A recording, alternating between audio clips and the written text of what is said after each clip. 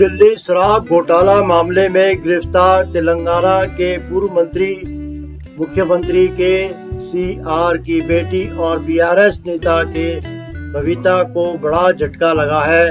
Court ने कविता की अंतरिम जमानत खारिज कर दी है कि कविता फिलहाल ईडी की हिरासत में है।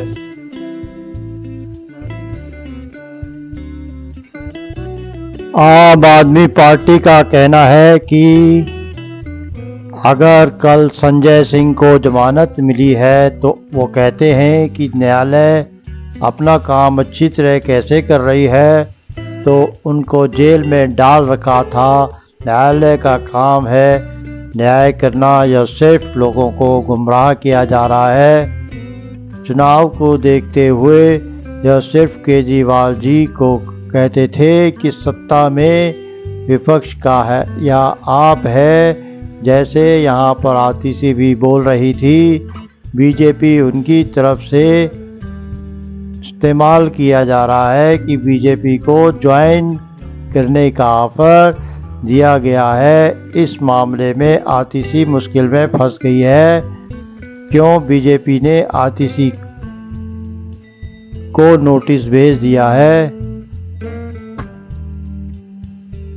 इस मामले में बीजेपी से ऑफर मिला है। उन्होंने कहा मुझे बीजेपी ज्वाइन करने का ऑफर दिया गया है और ना करने पर कहा गया है कि जेल में डाल देंगे और आम आदमी पार्टी नेताओं को गिरफ्तार किया जाएगा।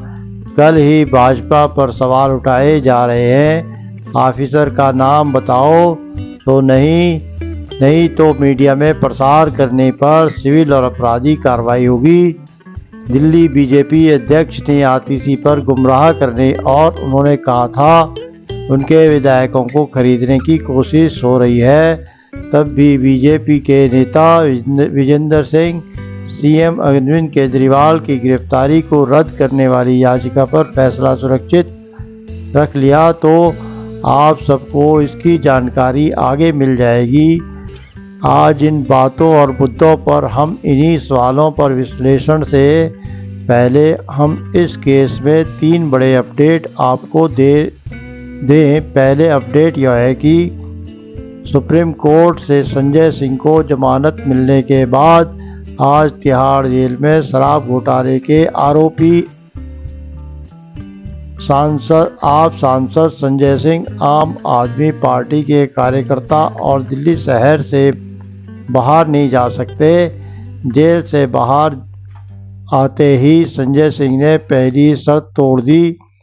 केजरीवाल की गिरफ्तारी को रद्द करने की याचिका पर सुनवाई हुई। करीब 5 घंटे चली के दौरान आम आदमी पार्टी के लिए राहत लेकर आई है कि उसे अभी तक सुनवाई के दौरान बयान देते हुए एस राजू ने कहा बयानों पर आधारित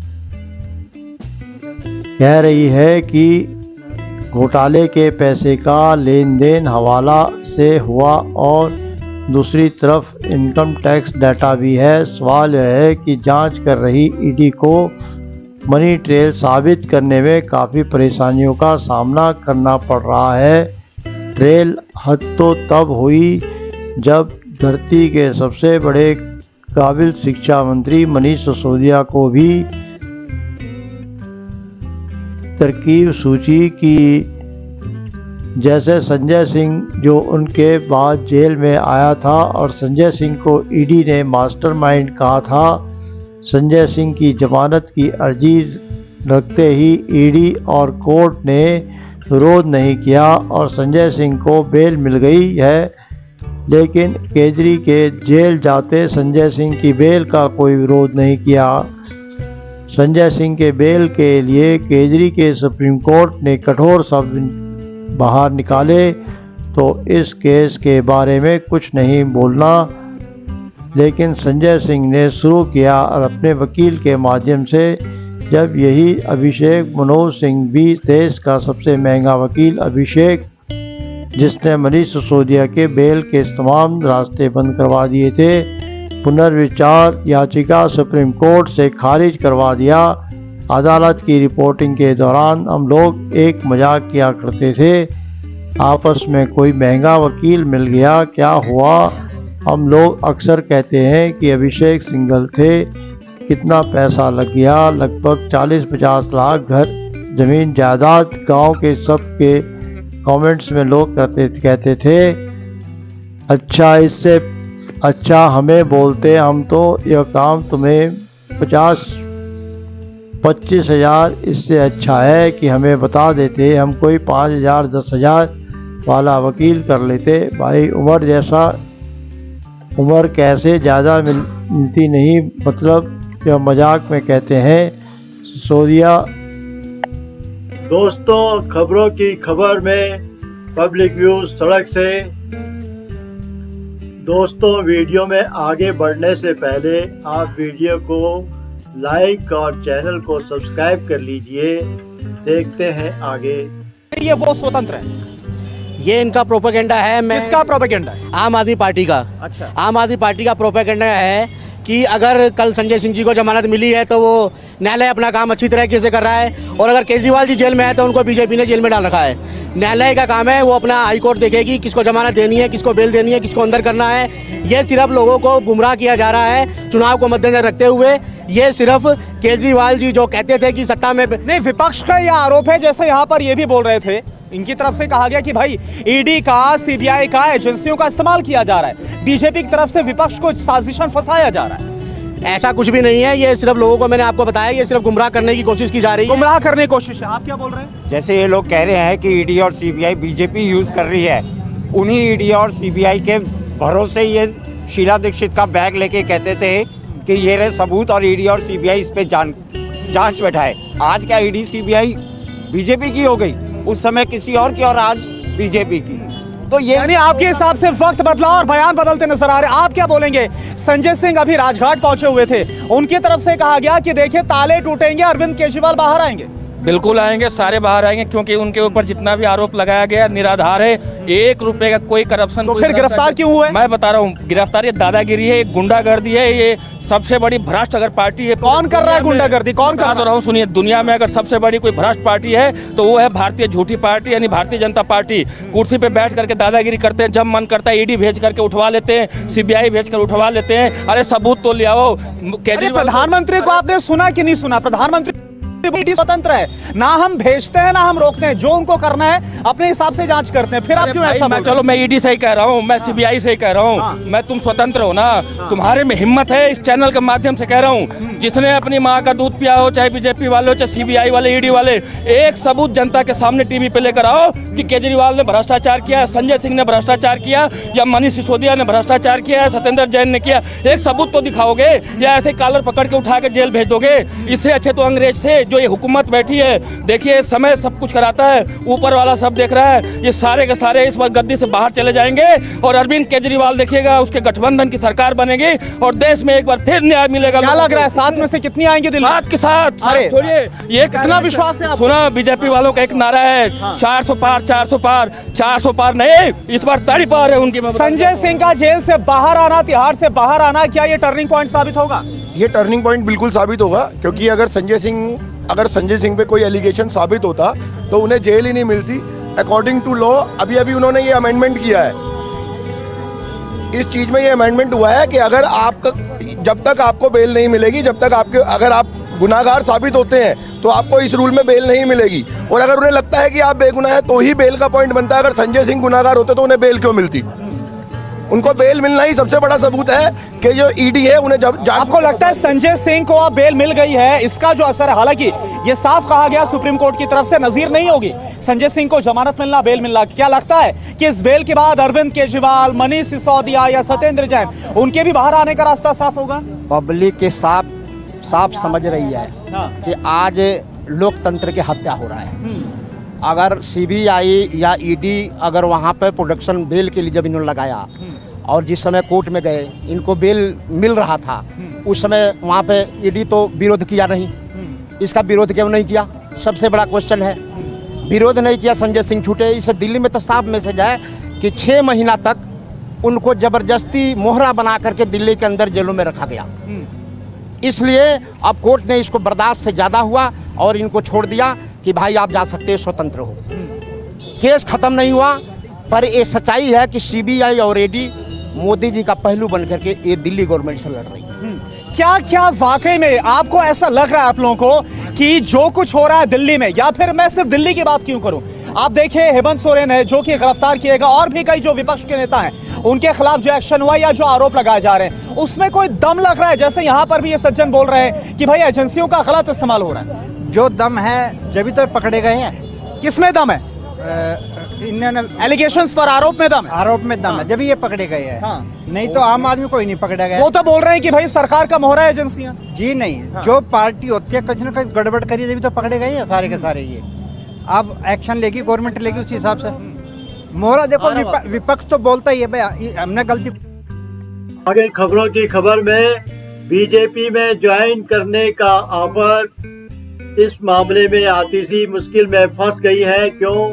उनको नोटिस भेज दिया है। इस मामले में बीजेपी से ऑफर देने वाले दावे पर यह नोटिस दिया है। आतिशी ने कल बीजेपी पर आरोप लगाए थे। उन्होंने कहा मुझे बीजेपी ज्वाइन करने का ऑफर दिया गया, ज्वाइन ना करने पर कहा गया कि जेल में डाल देंगे। 4 और आम आदमी पार्टी नेताओं को गिरफ्तार किया जाएगा। कल ही बीजेपी ने आतिशी पर सवाल उठाए थे। ऑफर देने वाले का नाम बताने को कहा था। बीजेपी की दिल्ली इकाई ने नोटिस भेजा है। नोटिस में आरोप को तुरंत वापस लेने को कहा गया है। अपनी माफी को मीडिया में प्रसारित करें आतिशी।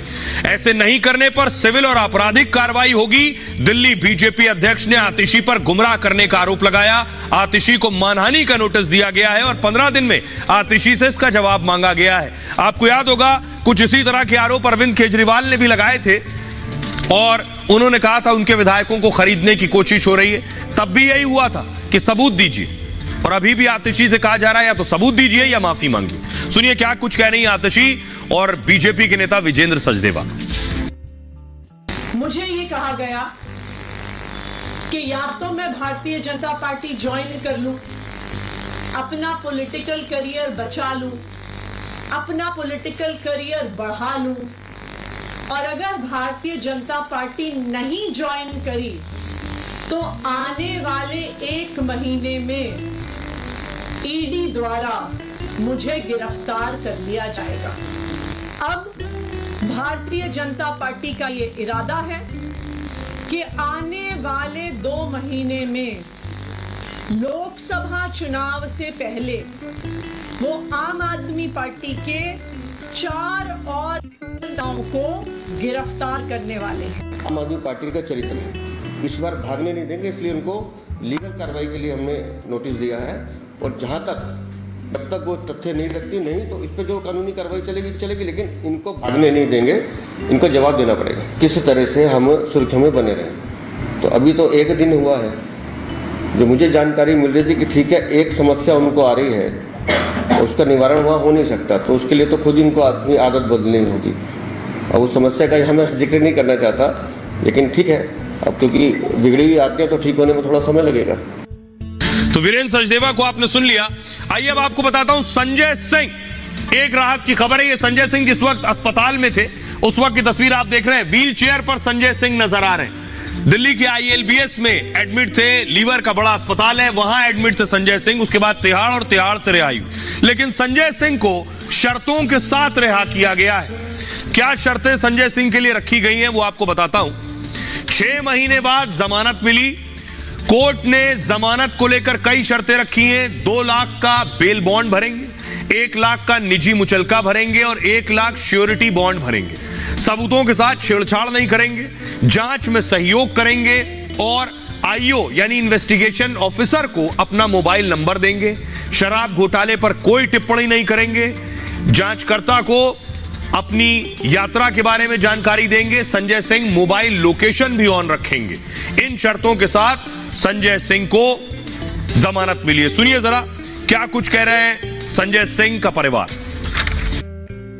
दर्शन करने के लिए जाएंगे कि भगवान का शुक्रिया करेंगे कि उन्होंने इतना बड़ा काम दिया है, और न्यायपालिका का भी मैं शुक्रिया करूंगी कि उन्होंने संजय जी को जो बेल दिया है, और उनसे उम्मीद करते हैं कि जो मेरे बड़े भाई अरविंद जी, मनीष जी, सत्येंद्र जैन जी है, उनको भी जल्दी ही रिलीज करें, क्योंकि जब तक वो तीनों भाई मेरे बाहर नहीं आते तो हमारे घर में कोई जश्न नहीं मनाया जाएगा और कोई ऐसा कोई कार्यक्रम नहीं होगा। बहुत राहत है, अभी और राहत मिलेगी जब बाकी लोगों को बेल मिल जाएगी। तो अभी हम कोई सेलिब्रेशन नहीं कर रहे हैं, किसी भी तरीके का कोई जश्न नहीं मना रहे हैं। जब बाकी सारे लोग, सारे पापा के जो साथी हैं वो बाहर आ जाएंगे, तभी तबीयत उनकी बिल्कुल ठीक है। यही आगे वीडियो में क्या संजय सिंह के बाद सीएम अरविंद केजरीवाल को राहत मिल पाएगी, इसका विश्लेषण। और अब दिल्ली हाईकोर्ट ने भी सीएम अरविंद केजरीवाल की गिरफ्तारी को रद्द करने वाली याचिका पर फैसला सुरक्षित रख लिया। तो अब सवाल यह है कि क्या संजय सिंह के बाद सीएम अरविंद केजरीवाल को राहत मिल पाएगी? आज डीएनए में हम इसी सवाल का विश्लेषण करेंगे, लेकिन सबसे पहले हम इस केस में 3 बड़े अपडेट आपको देते हैं। पहला अपडेट यह है कि सुप्रीम कोर्ट से जमानत मिलने के बाद आज तिहाड़ जेल में शराब घोटाले के आरोपी आप सांसद संजय सिंह जेल से बाहर आ चुके हैं, जिनके स्वागत में आम आदमी पार्टी के कार्यकर्ता और दिल्ली सरकार के मंत्री तिहाड़ जेल के बाहर मौजूद थे। संजय सिंह को सुप्रीम कोर्ट ने 3 बड़ी शर्तों पर जमानत दी। पहली शर्त, वो इस केस से जुड़ा कोई बयान नहीं देंगे। दूसरी शर्त, बिना इजाजत दिल्ली एनसीआर से बाहर नहीं जा सकेंगे। और तीसरी शर्त, देश छोड़कर नहीं जा सकेंगे। लेकिन जेल से बाहर आते ही संजय सिंह ने पहली ही शर्त तोड़ दी। जाओ यार।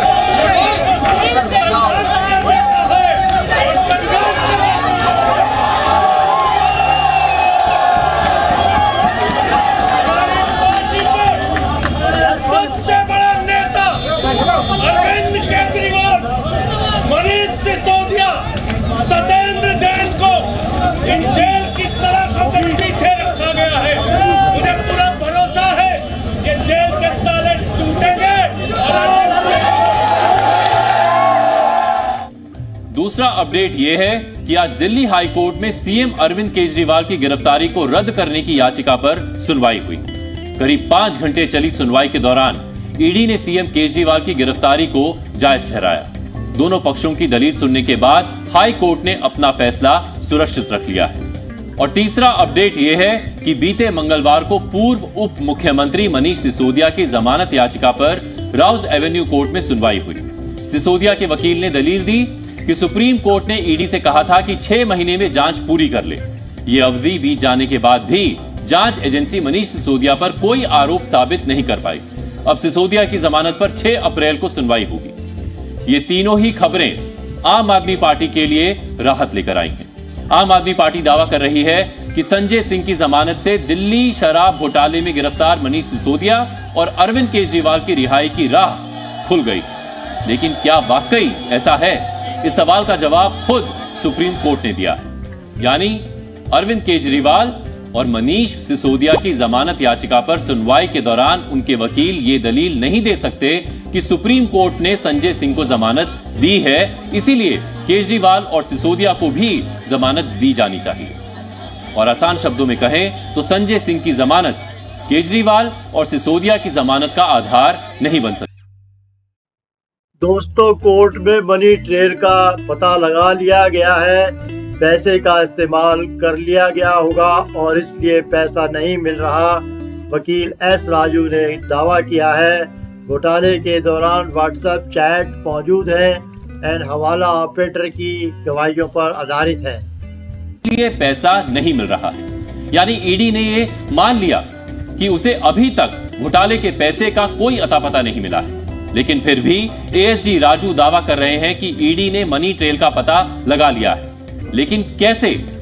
इसका जवाब भी हाईकोर्ट में सुनवाई के दौरान देते हुए एएसजी राजू ने कहा कि ईडी के पास व्हाट्सएप चैट्स हैं, हवाला ऑपरेटर्स के बयान। ऐसा नहीं है कि हम अंधेरे में तीर चला रहे हैं, हमारे पास बड़े पैमाने पर इनकम टैक्स का डेटा भी है। अब दिलचस्प बात यह है कि कथित शराब घोटाले की जिस मनी ट्रेल का पता ईडी कर रही है वो व्हाट्सएप चैट्स और हवाला ऑपरेटर्स की गवाहियों पर आधारित है। विरोधाभास देखिए कि एक तरफ तो ईडी कह रही है कि घोटाले के पैसे का लेन देन हवाला के जरिए हुआ और दूसरी तरफ यह भी कह रही है कि उसके पास मनी ट्रेल को साबित करने वाला इनकम टैक्स डेटा भी है। तो सवाल यह है कि क्या घोटाले के पैसे को हवाला के जरिए लेकर क्या इनकम टैक्स रिटर्न में दर्शाया गया होगा। इससे पता चलता है कि शराब घोटाले की जांच कर रही ईडी को मनी ट्रेल साबित करने में काफी परेशानियों का सामना करना पड़ रहा है, लेकिन बीजेपी नेताओं को पूरा कॉन्फिडेंस है कि ईडी कथित शराब घोटाले में मनी ट्रेल पेश कर देगी। जो इसमें भ्रष्टाचार के पैसे से जो संपत्तियां बनाई गई हैं उन्हें अटैच करेगी और एक तरफ संदेश दिया गया और दूसरी तरफ वो संपत्तियां कुर्क करनी भी शुरू कर दी। इस पर चर्चा करेंगे, साथ ही चर्चा करेंगे कि एक राहत जरूर मिली अरविंद केजरीवाल को हाईकोर्ट से, जो उनका इस्तीफा देने की जो याचिका लगाई गई थी उस पर, लेकिन उस राहत में भी अरविंद केजरीवाल के लिए बड़ी मुश्किल खड़ी हो गई है। तो इन दोनों मुद्दों पर चर्चा करने के लिए मेरे साथ मौजूद है हमारे खास मेहमान पंकज प्रसून। सर बहुत बहुत स्वागत है आपका। जिस तरीके से कोर्ट में, राउज एवेन्यू कोर्ट में एक तरफ ईडी ने कहा कि हम अब आम आदमी पार्टी की जो है संपत्तियों को जब्त करेंगे, कहां कहां घोटाले का पैसा लगा है, उधर दूसरी तरफ संपत्तियां जब्त भी कर ली गई। किस तरीके से अब जो है आगे की कार्रवाई होगी ईडी की? देखिए, सबसे पहले दर्शकों की आसानी के लिए समझा दूं, आपने एक जल बोर्ड घोटाले का जिक्र किया और दूसरी मौजूदा मामले में आम आदमी पार्टी की संपत्ति जो जब्त करने की कार्रवाई का जिक्र किया। दोनों बिल्कुल अलग अलग मामले हैं। पहले सबसे पहले आसान शब्दों में समझ लेते हैं कि जल बोर्ड घोटाला है क्या और कल क्या हुआ ऐसा इस घोटाले में। तो जल बोर्ड घोटाले में कल 8.86 करोड़ की प्रॉपर्टी ईडी ने अटैच की है और ये प्रॉपर्टी है जे अरोड़ा यानी जगदीश अरोड़ा जो कि चीफ इंजीनियर थे जल बोर्ड के, दिल्ली जल बोर्ड के, उनकी प्रॉपर्टी है। अलका अरोड़ा उनकी पत्नी है, उसकी प्रॉपर्टी है। और एक अनिल अग्रवाल है जो कि कॉन्ट्रैक्टर हैं, जो कि जल बोर्ड में कॉन्ट्रैक्ट लिया करते थे, काम किया करते थे, पुराने कॉन्ट्रैक्टर है, इनकी है। तो तीनों की प्रॉपर्टी मिला के 8.86 करोड़ की प्रॉपर्टी जब्त हुई है। अब दूसरा सवाल कि ये जल बोर्ड घोटाला है क्या और कैसे हुआ ये घोटाला। तो सबसे पहले आसान शब्द में बताएं कि विभाग के इंजीनियर होते हैं, ये क्या करते हैं, टेंडर निकालते हैं अपने विभाग में कोई भी काम करवाना हो तो दिल्ली जल बोर्ड में टेंडर निकाला गया, लेकिन 2-3 तरह के आरोप है। आरोप ये है कि कई ऐसी कंपनी है जो कि एलिजिबिलिटी क्राइटेरिया फुलफिल नहीं करती थी, लेकिन उन्हें टेंडर दे दिया गया। उसमें एक NKG कंस्ट्रक्शंस का नाम आया। दूसरी बात कि कुछ ऐसे कॉन्ट्रैक्टरों से पहले ही फिक्स कर लिया गया कि मान लिया कि आमतौर पे होता यह है कि जिसने सबसे कम बोली लगाई, मतलब काम करने के लिए तैयार हुआ, सरकार उसे देती है। पर यहाँ क्या हुआ कि कम पैसे नहीं, ज्यादा पैसे की बोली लगाने वालों को काम दिया गया। उदाहरण के तौर पर एक 38 करोड़ का काम दिया गया, वो काम वास्तविक रूप से 17 करोड़ का था। तो कहा यह गया कि 17 करोड़ तो खर्च किए सरकार ने, 14 करोड़ खर्च किया और जो बाकी पैसे थे उस पैसे को रिश्वत मनी, ब्लैक मनी के रूप में अलग अलग जगहों पे खर्च किए गए। जैसे कुछ जे अरोड़ा ने रखा, ये जगदीश अरोड़ा ने अपने पास रखा, उनमें से कुछ पैसे को आम आदमी पार्टी के फंड में जमा किया और कुछ को आम आदमी पार्टी के अलग अलग नेताओं को दिया गया। और यही है जल बोर्ड घोटाला। मतलब जल बोर्ड विभाग में काम करने के एवज में जो बीच का जो मार्जिन था ना, वो रिश्वत के रूप में ले लिया गया और वो आम आदमी पार्टी वगैरह के फंड में जमा हुआ। तो आप समझ गए कि कैसे हुआ ये। तो वो कंपनियां दोषी हैं। उसमें एक जो मैंने कॉन्ट्रैक्टर को बताया जिसका नाम अनिल अग्रवाल है, वो आरोपी है। एक जो चीफ इंजीनियर, ये किंगपिन था, क्योंकि चीफ इंजीनियर ही टेंडर वगैरह का काम करते थे ना। लेकिन आरोप ये लगे कि ये चीफ इंजीनियर जो अरोड़ा साहब थे वो अपने स्तर से काम नहीं कर रहे थे।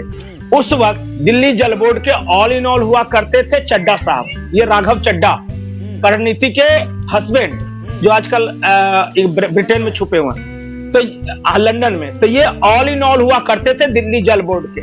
तो आरोप ये है कि इन्हीं के इशारे पर जे अरोड़ा ने या जगदीश अरोड़ा ने सारे घपला घोटाला किया है और जो बीच का जो मार्जिन कमाया, जो पैसे इन्होंने रिश्वत वगैरह में कमाए, वो आम आदमी पार्टी के भी कुछ फंड में जमा किया और ये कुछ आम आदमी पार्टी के नेताओं को दे दिया। तो ये था दिल्ली जल बोर्ड घोटाला, आसान शब्दों में। जी, अब जिस तरीके से जो पैसा आम आदमी पार्टी के फंड में जमा करवाया गया, उससे आम आदमी पार्टी को कितनी दिक्कत हो सकती है? ईडी के रडार पे क्या आम आदमी इसलिए तो पार्टी या संयोजक अरविंद केजरीवाल?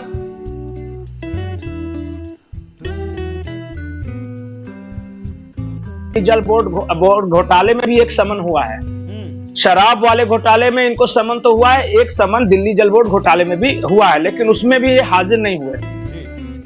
लेकिन वो इसलिए क्लियर कट केस है, ओपन एंड शट केस है, क्योंकि वहां जो रकम है वहां मनी ट्रेल है कि आम आदमी पार्टी के खाते में जमा किया, जो अब तक जो आरोप लगे हैं उसमें कई जगहों पे छापेमारी भी की थी। दिल्ली जल बोर्ड घोटाले के मामले में हरियाणा के गुरुग्राम में छापेमारी हुई थी, नोएडा में छापेमारी हुई थी, केरला और चेन्नई में छापेमारी हुई थी, और जो बरामद हुआ था ये विभव कुमार जो हैं अरविंद केजरीवाल के पीए, इनके यहां भी छापेमारी हुई थी इसी जल बोर्ड घोटाले में। आम आदमी पार्टी के कुछ नेताओं के यहां भी छापेमारी हुई थी और बरामद हुआ था, फॉरेन करेंसी वगैरह बरामद हुआ था, आपत्तिजनक डॉक्यूमेंट्स वगैरह बरामद हुए थे। तो दिल्ली जल बोर्ड में और ज्यादा खुला हुआ केस है, मतलब इसमें बहुत ज्यादा कुछ कहने को नहीं है कि मनी ट्रेल कहां है तो पैसे कहां है। पैसे कुछ कैश में दिए गए और कुछ खातों में डाले गए, तो जो खातों में डाले गए उसका तो हिसाब है। तो कुल मिलाके ये जो घोटाला है दिल्ली जल बोर्ड घोटाला, ये अगली बड़ी मुसीबत है आम आदमी पार्टी और अरविंद केजरीवाल के लिए। ठीक है, तो जिस तरीके से समझ गए घोटाले में भी हमने देखा कि 5% का जो कमीशन था वो बढ़ाकर 12% किया गया, यहाँ भी जो 14 करोड़ का काम था उसके लिए 38 करोड़ रुपए में टेंडर दिया गया। तो क्या जो तमाम मंत्रालयों में विभागों में घोटाले लगे हैं, क्या इसी तरीके से मार्जिन बढ़ाकर आम आदमी पार्टी ने कमाई की हो सकती है? नहीं, अलग अलग डिपार्टमेंट में अलग अलग तरीके से घोटाले किए गए। जैसे उत्पाद नीति बनाए, उत्पाद नीति में तो अब तो लोगों के सामने है ना कि कैसे उत्पाद नीति में पैसे इन्होंने कमाए, कि जो सरकार को एक्साइज में मतलब कि जो 5% वो कमीशन देता था होलसेलर, वो 12% कमीशन हो गया, और वो जो मिला उसको 5%, लेकिन 5 और 12 का जो अंतर था वो आम आदमी पार्टी के पास चला गया, या फिर अलग अलग तरीके से